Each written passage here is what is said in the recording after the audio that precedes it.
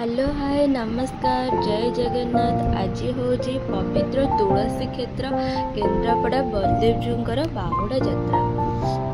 यही रथर ना हूँ ब्रह्म तालध्वज रथ। बलदेवजीकर गोटे रथ होता है, बहुत उच्चतर बोली कहुए।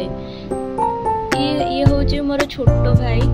ये आपको रथ उपरको टेकिकी नहीं जाते, मत भी एमती मुझे छोट होती मत भी एमती नहीं जाती। बहुत कांदुली, बहुत मन पड़े से पुराना दिन।